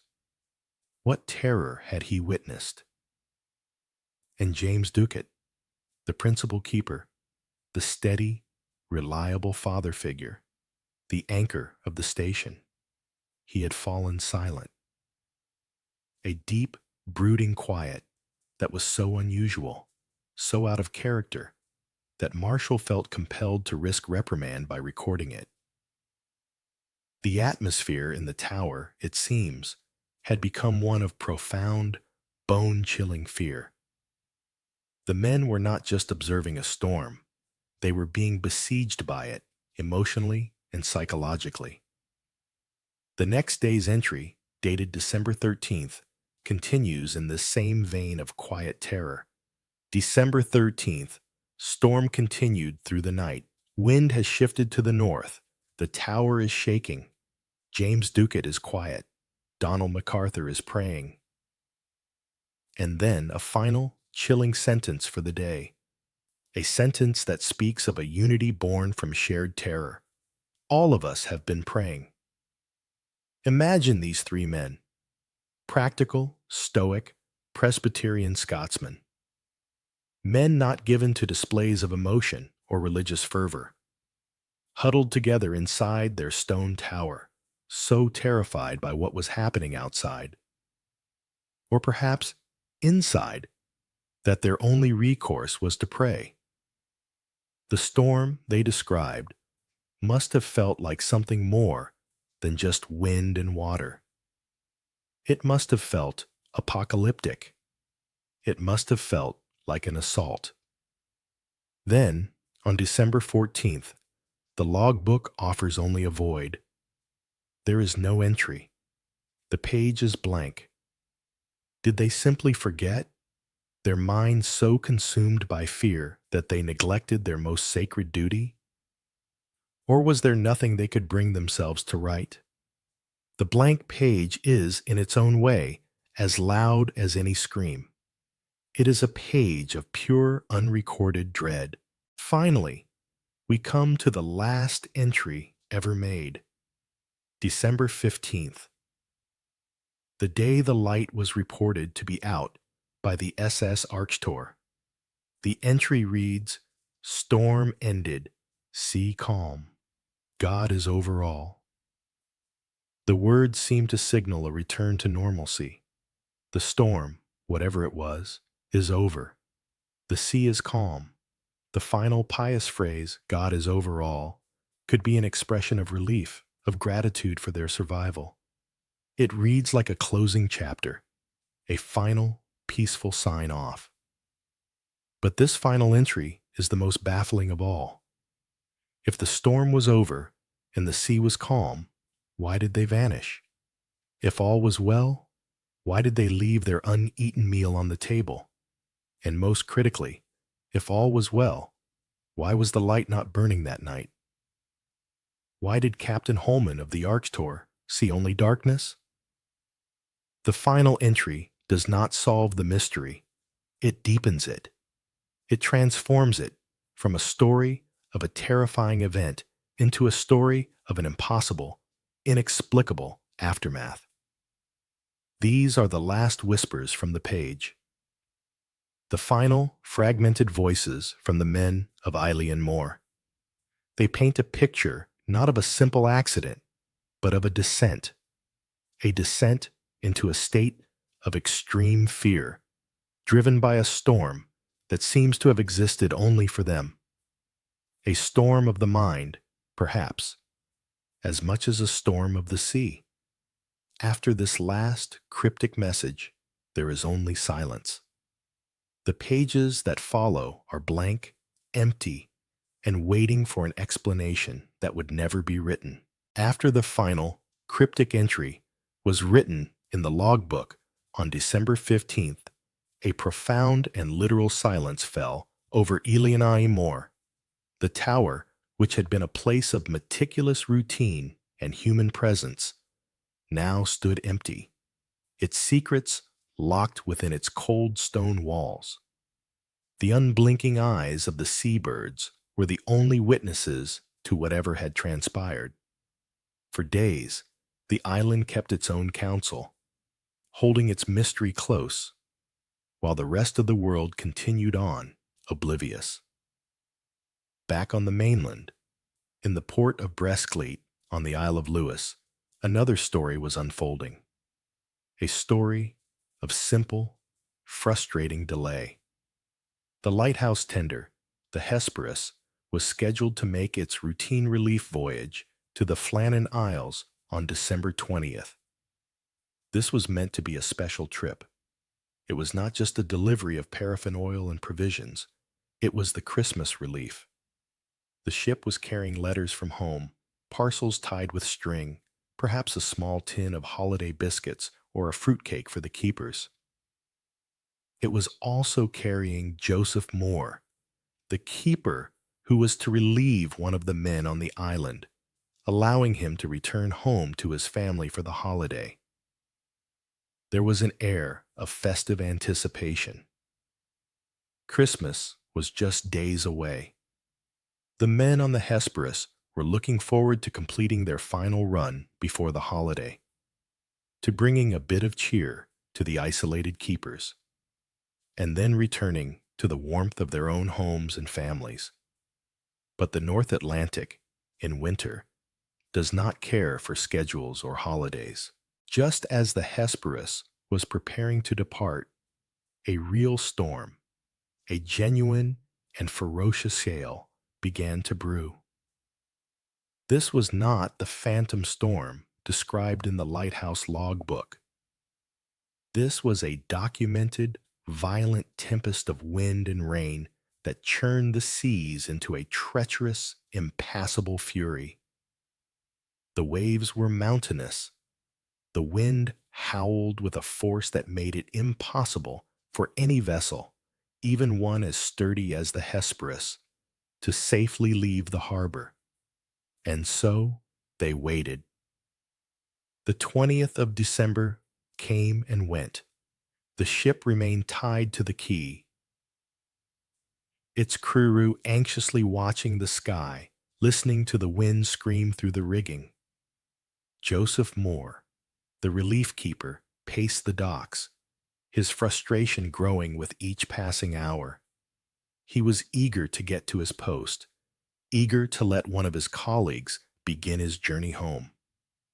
Christmas was drawing nearer. The delay stretched on. The 21st, the 22nd, the storm refused to abate. It was a game of patience, a waiting game dictated entirely by the whims of the weather. No one was overly concerned about the men on Flannan Moor. They were experienced keepers, well supplied, and accustomed to isolation. A delay of a few days was a common occurrence in the lighthouse service. It was an accepted part of the job. There was no reason to suspect that anything was wrong. And it is in this contrast that the story finds its deep and quiet tragedy. Imagine the scene. Out on the tempestuous sea, a real and violent storm is raging, keeping the world at bay. The crew of the Hesperus is battling frustration, their holiday plans put on hold by the very real and observable power of nature. Meanwhile, miles away on Elian Moor, the weather, according to the keeper's own last entry, had been calm. The storm that had so terrified them had passed, but in the wake of that phantom tempest, a deep and unnatural stillness had fallen. The tower stood empty. The light remained unlit. The uneaten meal sat on the table, a silent testament to an interrupted moment. The island was a stage where the play had abruptly ended. The actors vanished, leaving only the set behind. And back on the mainland, in the small, cozy homes of the keepers, life continued with a hopeful ignorance. Mrs. Ducat was likely preparing for Christmas with her 4 children, imagining her husband James's return, his steady, reassuring presence once again filling their home. The families of Thomas Marshall and Donald MacArthur, too, were waiting, unaware that the men they were thinking of, the men they were praying for a safe return, were already gone. They were living in a different reality, a reality where their loved ones were simply waiting, just as they were, for a storm to pass. They had no way of knowing that the true storm had already come and gone, and that it had left behind an emptiness that no one could have ever predicted. The world was waiting for the weather to clear, all while the silent mystery on the island deepened with every passing, unobserved hour. The storm finally broke on Christmas Day. The wind eased, and the violent sea began to settle into a long, exhausted swell. By the morning of December 26th, the day after Christmas, the sky was clear enough, the water calm enough, for the Hesperus to finally set sail. A collective sigh of relief went through the crew. The waiting was over. Let us now step into the mind of Joseph Moore, the relief keeper. You have spent nearly a week pacing the docks, your duffel bag packed, your mind already on the island. The delay was frustrating, but now, as the ship cuts through the gray water, you feel a sense of purpose returning. You are a lighthouse man. You are going to your post. You imagine the scene that will greet you. The 3 keepers, Ducat, Marshall, and MacArthur, will be waiting for you on the small landing stage, eager for news from the mainland, for their letters, for the fresh provisions. There will be handshakes, some gruff but good-natured complaints about the delay, and then the efficient practice process of unloading the supplies and helping one of the men get his belongings ready for the journey home. As Elian Moor appears on the horizon, a familiar black tooth of rock against the pale winter sky, you watch it grow larger. You scan the island for the usual signs of arrival. But as the ship draws nearer, a cold, prickling sense of unease begins to creep up your spine. Something is wrong. The first thing you notice is the flagpole. The bare pole stands starkly against the sky. There is no flag. It was standard procedure, a rule known to every keeper in the service, to raise the ensign when the relief vessel was sighted. It was a signal. All is well. We see you. The absence of the flag is a glaring omission, a silent, troubling blank space where a signal should be. Your eyes then travel down from the flagpole, down the steep, winding path, to the landing stage on the western side of the island. And your unease deepens. There is no one there. The small stone quay is deserted. There are no figures waiting to catch the lines. No one waving a welcome. The keepers should be there. It was their duty. Their absence is another broken rule, another silent scream of wrongness. And then you see the provision boxes, the large wooden crates that had been left on the landing stage during the last relief trip, weeks ago, meant to be hauled up to the tower. They are still sitting there, right where they were left, exposed to the elements.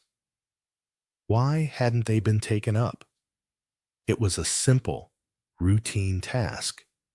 The captain of the Hesperus, Captain Harvey, has seen the same troubling signs.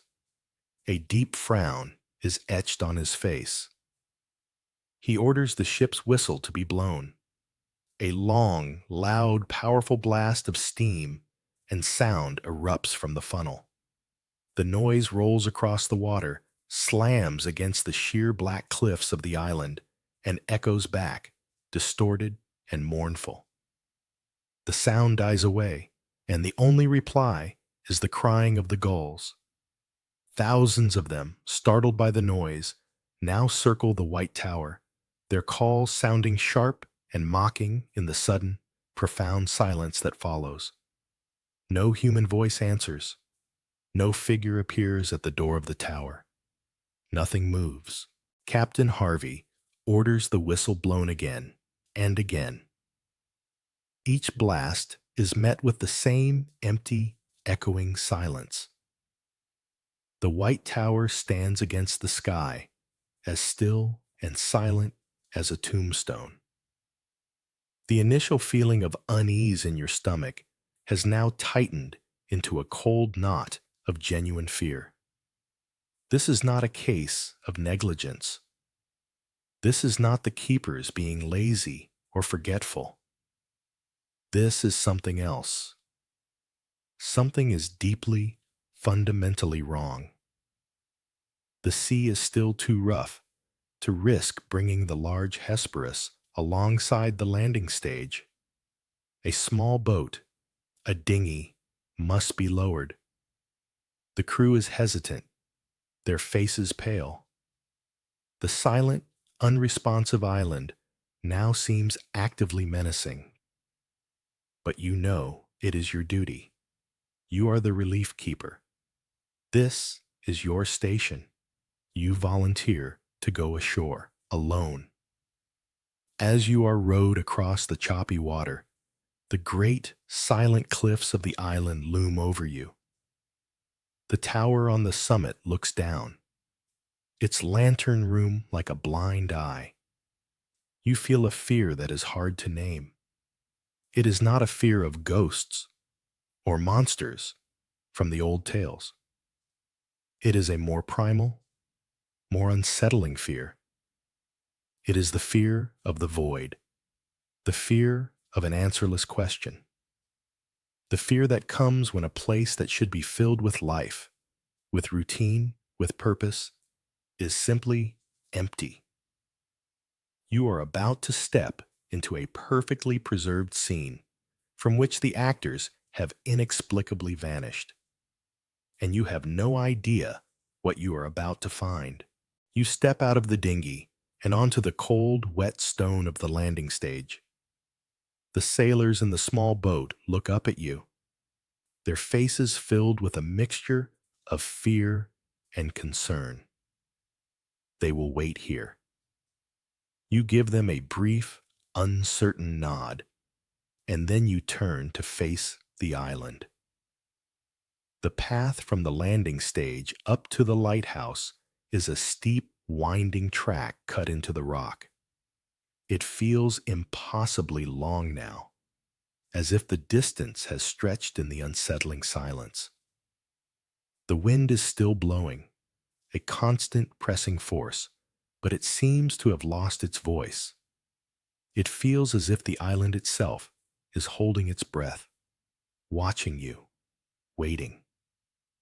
The only sound is the crunch of your own boots on the gravel path and the frantic beating of your own heart. As you approach the compound, a small walled area containing the tower and the living quarters, your sense of dread deepens. Everything is still. Too still. You reach the main entrance gate. It is closed, but not latched. It swings open with a low, mournful creak. You walk into the small courtyard and stand before the tall white tower. You call out, "Hello? Ducat! Marshal!" Your voice sounds small and thin, immediately snatched away by the wind. There is no reply, only the endless crying of the gulls. You approach the main door to the tower, the entrance to the living quarters. Your hand hesitates before it touches the cold brass handle. You are expecting it to be locked. It is the most fundamental rule of the station. The door is always locked from the inside, but when you turn the handle, it gives way easily. The latch clicks open. The door is unlocked. A cold chill, entirely separate from the winter air, runs down your spine. They would never leave the door unlocked. You push the heavy door inward and step across the threshold, out of the wind and into the deep, heavy silence of the tower. You find yourself in the small entranceway, which leads directly into the kitchen and living area. The air inside is still and frigid, colder, it seems, than the air outside. The first thing that strikes you is the order. The place is tidy, the floors are swept, the pots and pans are hanging neatly on their hooks. It is not the scene of a violent struggle, but as your eyes adjust to the dim light filtering through the thick windows, you begin to notice the small details. The small, screaming details of wrongness. On the far wall, a pendulum clock, its brass weights gleaming, has stopped. Its hands are frozen at a few minutes past 9. It is a small thing. But in a world governed by the precise measurement of time, a stopped clock feels like a broken heart. Then your eyes are drawn to the central table. It is set for a meal. Plates are laid out. Cutlery is in its place. But the meal itself sits there, untouched. A plate of cold, cooked meat, likely salted mutton, sits next to a bowl of pickled onions. It is a meal that was prepared, was about to be eaten, and was then, for some reason, abandoned. It is a moment frozen in time, a question mark made of food. And next to the table, one of the simple, sturdy wooden chairs has been knocked over. It lies on its side on the stone floor. This single piece of disarray in an otherwise orderly room is jarring. It is the one detail that hints at haste, at a sudden departure, perhaps even at a moment of panic. Why was this one chair overturned? Did someone push back from the table in a sudden rush? You move from the kitchen into the sleeping quarters, your footsteps echoing unnervingly in the silence. The small, circular rooms are neat. The beds are made, the coarse wool blankets pulled up tight and folded over with military precision. It is the picture of discipline. But as you scan the room, your gaze falls on the row of hooks on the wall, where the keepers hang their heavy, waterproof oilskin coats and their sea boots. There are 3 hooks. 2 of them are empty. But on the third hook, a single set of oilskins still hangs, limp and vacant. A pair of tall, rubber boots stands neatly beneath it. This is perhaps the most confusing clue of all. Only one set of gear remains. This means that 2 of the men, Ducat and Marshall, must have gone outside, putting on their heavy, protective gear to face the elements. But the third man, Donald MacArthur, had apparently gone out with them without his. Why? No keeper, no sane man, would venture out into the ferocious weather they had described in the logbook without his oilskins. It was unthinkable. It was a self-inflicted death sentence. It suggests a sudden, desperate emergency, something so urgent that one man had no time to dress properly before rushing out into the storm. With a growing sense of dread, you begin the long, lonely climb up the spiral staircase. Each step takes you higher into the silence. You pass the storerooms, the quiet workshops, everything in its place. Finally, you reach the top. You push open the heavy door to the lantern room. The space is pristine. The great Fresnel lens sits in its cage of glass, its crystal prisms clean and gleaming. The brass fittings of the lamp have been polished to a mirror shine. The wicks have been trimmed, the oil reservoir is full, the lamp is perfectly prepared and ready to be lit for the coming night. Everything is in a state of perfect readiness. Every tool is in its place. Every surface is clean. The men had clearly performed their duties with their usual, unwavering diligence, right up until the very end. You stand there, alone in the glass room at the top of the world, surrounded by a breathtaking panoramic view of the empty sea and the empty sky. You are standing in the very heart of the operation, a place of immense power and responsibility. Everything is here. Everything is in its right and proper place. Except for the men. The keepers are gone, and the perfect, orderly silence they left behind is more terrifying than any scene of chaos could ever be. It is a silence that offers no answers, only more and more impossible questions. In the days and weeks that followed the discovery of the empty lighthouse, the story of the Flannan Isles disappearance spread like wildfire. Newspapers from London to New York seized upon the tale. Its combination of eerie detail and profound mystery proving irresistible to the public imagination. The Northern Lighthouse Board conducted its own official investigation, led by their superintendent, Robert Muirhead. He interviewed Captain Harvey of the Hesperus. He spoke at length with Joseph Moore, and he painstakingly examined the evidence left behind on the island, the logbook, the stopped clock, the untouched meal. The world demanded an answer. An event so strange, so contrary to the predictable order of things, could not be left as an open question. And so, theories began to emerge. They ranged from the soberly plausible to the wildly fantastical, each one an attempt to impose some kind of narrative, some kind of meaning, onto the horrifying silence. Let us now, in the quiet of this room, consider these theories not as solutions, but as the stories people tell when faced with the inexplicable. The first, and the one that remains the official explanation to this day, is the theory of the rogue wave. Superintendent Muirhead, in his final report, concluded that the tragedy was the result of a terrible but entirely natural accident.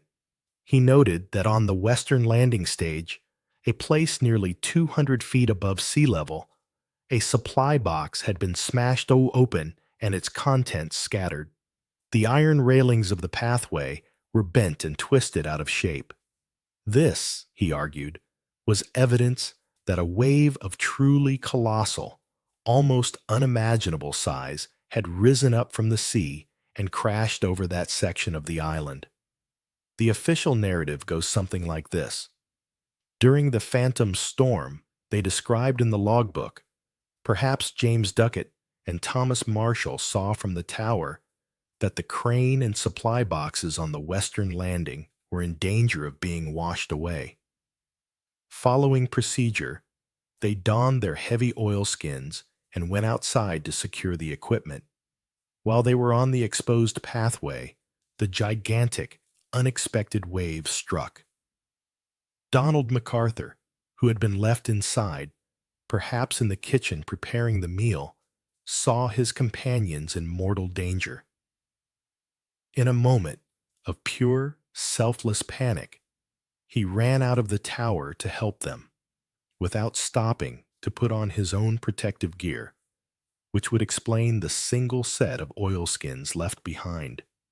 The great wave then swept over all three men, carrying them from the cliffs and into the raging, lethally cold sea, from which there could be no recovery. This is, on its surface, the most logical and scientific explanation. It accounts for the damaged equipment and the missing set of oilskins. It attributes the event to the awesome, unpredictable power of the ocean. It is a story of duty, bravery, and tragic misfortune. And yet, it is an explanation riddled with small, nagging questions. Would three experienced, veteran lighthouse keepers, men who knew the sea better than anyone, have ventured outside during a storm they themselves described as the worst they had ever seen? It goes against every instinct and every line of their training. Why would they leave the safety of their 230-foot stone tower to save a mere box of supplies? And what of the details inside the tower? The theory of the rogue wave does not explain the overturned chair, nor the strange, fearful entries in the logbook that preceded the event. It is a clean explanation, but perhaps a little too clean. It tidies up the mystery, but it doesn't quite satisfy the soul. And so, other, darker theories began to be whispered. These were theories not of nature, but of man. They focused on the psychological pressure cooker of the tower and the known tempers of the men inside. Perhaps, the whispers went, there was no great wave. Perhaps the storm was an internal one. One version of this theory suggests a violent argument. Perhaps the newcomer, Donald MacArthur, with his reputation as a brawler, finally clashed with the hot-tempered Thomas Marshall. Perhaps their argument escalated into a physical fight out on the cliff edge. In the struggle, both men fell or were pushed into the sea.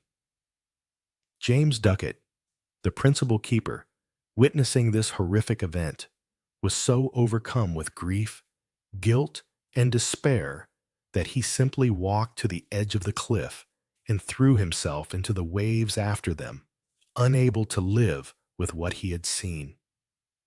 Another, even darker, variation posits that one of the men went mad. Perhaps one of them, in a fit of lighthouse madness, murdered the other two, casting their bodies into the sea before taking his own life. This would account for the overturned chair, a sign of a sudden struggle. But these theories, while dramatic, also have their flaws. There were no signs of blood, no weapons found. And if one man had killed the others and then committed suicide, his body would likely have been found somewhere on the small island. And if he had somehow fled, where could he possibly go? He was trapped on a tiny, isolated rock, miles from any other land, with no boat. It was a prison with no walls and no escape. Finally, when logic and human psychology failed to provide a satisfying answer, the human mind often turns to the supernatural. These are the stories told not in official reports, but in pubs and around fireplaces. The folklore that grows up around a great mystery like ivy on a ruin. Some said that the ancient spirits of the island, the little people, had finally grown angry at the intrusion of the great white tower and its noisy, mechanical heart. They had simply taken the men away, reclaimed the island for themselves. Others, remembering the old sailors' tales, wondered if the men had broken the ancient taboo and harmed one of the seabirds, bringing a swift and terrible curse down upon themselves. More elaborate tales spoke of a giant sea serpent or even a kraken rising from the deeps to pluck the men from the cliffs. And in later years, in a more modern age, new legends would be born that the men were abducted by a UFO, their disappearance the first recorded case of an alien kidnapping. These stories are, of course, fantastical. They belong to the realm of myth, not history, but their existence speaks to a deep human need. When faced with a void, a complete and total absence of a logical explanation, we try to fill it. We weave tales of monsters, ghosts, or visitors from the stars, because even a terrifying story can sometimes feel more comforting than no story at all. But perhaps, in the end, the truth is both simpler and more profound than any of these theories. Perhaps there was no madness, no murder, no monster. Perhaps the answer lies in simply accepting what we see. The vastness of the ocean, the smallness of man. Maybe the official report was, in its essence, correct. Perhaps the Atlantic Ocean, in a single, indifferent, and monstrous exhalation of its power, simply decided to reclaim the cliff edge for a moment. Not with malice, not with intent, not as part of a grand, supernatural plan, but simply because it could. It was a moment of pure, random, and overwhelming natural force. And three men, three small, brave, and dutiful human beings, were simply in its path at the wrong time. Their disappearance, then, is not a riddle to be solved, but a solemn and humbling reminder of our fragile place in a world that is far older and far more powerful than we will ever be. The lighthouse on Elian Moor was not left dark for long.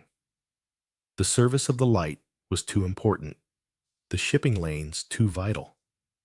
After the initial investigation, the tower was cleaned, the logbook was closed and taken away as evidence, and a new crew of keepers was sent out to take up the lonely watch. The great clockwork was wound, the lamp was lit, and the brilliant beam once again began its slow, sweeping dance across the dark Atlantic waters. The rhythm was restored. But those who served on the island in the years that followed often spoke of a change in the atmosphere. They said the silence in the tower felt different now, heavier. They would report hearing strange, disembodied voices whispering on the wind, or the sound of footsteps on the stone stairs when they knew they were alone. Whether these were the hauntings of restless spirits or simply the product of their own minds, primed by the famous and tragic story of their predecessors, we can never know. But the legend of the vanished keepers became as much a part of the tower as its stone and mortar. The work continued. The light always had to burn, but the tower was never truly the same. And then, over the course of the 20th century, the world changed. Technology advanced with a speed that would have seemed like magic to men like Ducat, Marshall, and MacArthur. The age of the lighthouse keeper, the age of these silent, solitary guardians, began to draw to a close. Today, nearly every lighthouse in the world, including the one on Alien Moor, is fully automated. The great, beautiful Fresnel lenses have often been replaced by smaller, more efficient electric beacons. The magnificent hand-wound clockwork mechanisms now sit silent and still in maritime museums, their heavy hearts no longer beating. There are no more men living in these remote towers. There is no one to polish the brass until it gleams, no one to meticulously clean the lamp, no one to make the slow, lonely climb up the spiral stairs to stand watch through the night. The lights are now controlled from a distance, by computers and sensors, monitored by technicians sitting in warm, comfortable offices on the mainland, hundreds of miles away. A problem is now indicated not by a passing ship's report, but by a silent alarm on a computer screen. And this is, of course, a good thing. It is safer. It is more efficient. No man ever again has to endure the crushing loneliness that could lead to lighthouse madness. No family ever again has to wait for a husband or a father to return from a place like Alien Moor. Safety has been achieved. Progress has been made.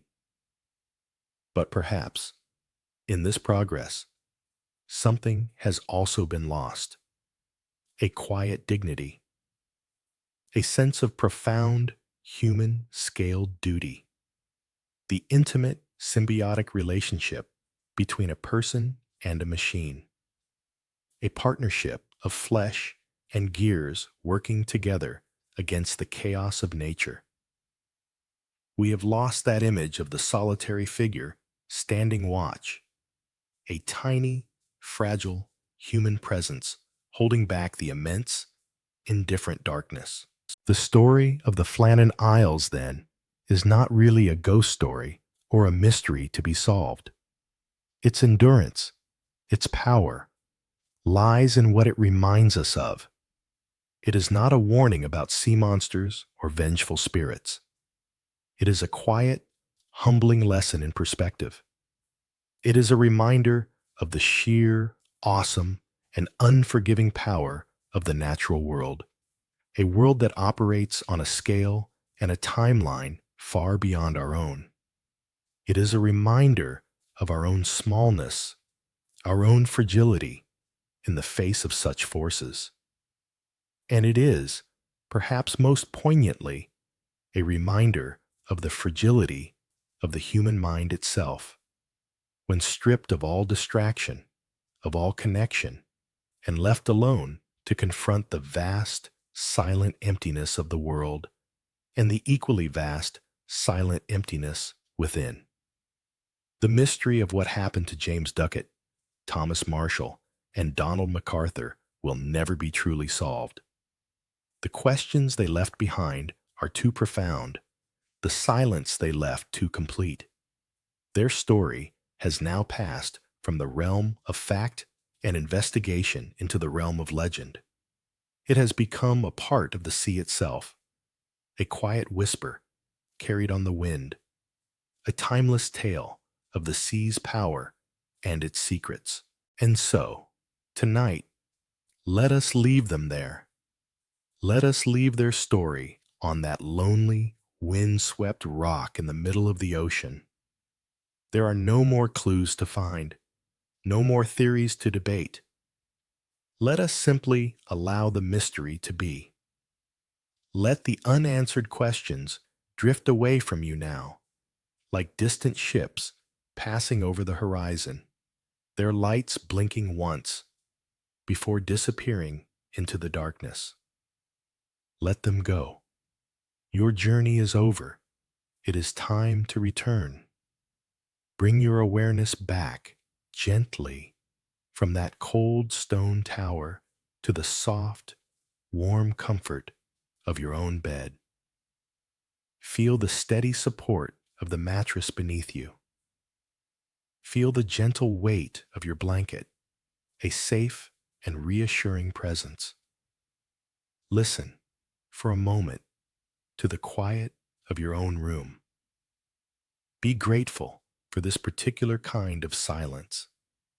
It is a silence that you control, a silence that is peaceful. There is no wind screaming outside your window.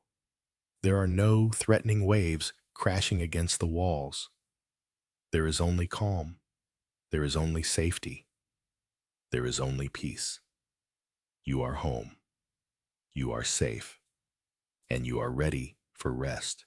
And so, as the faint light of this story finally fades to black, as the last echo of my voice dissolves into the quiet of your room, allow sleep to come for you now. Let it arrive gently, softly, like a fog rolling in from a calm sea. Let it envelop you, comfort you, and carry you away into a night of deep and restorative peace. Like a tired ship at the end of a long voyage, finally finding its safe and quiet harbor. Sleep well, and I will meet you again in another hazy history.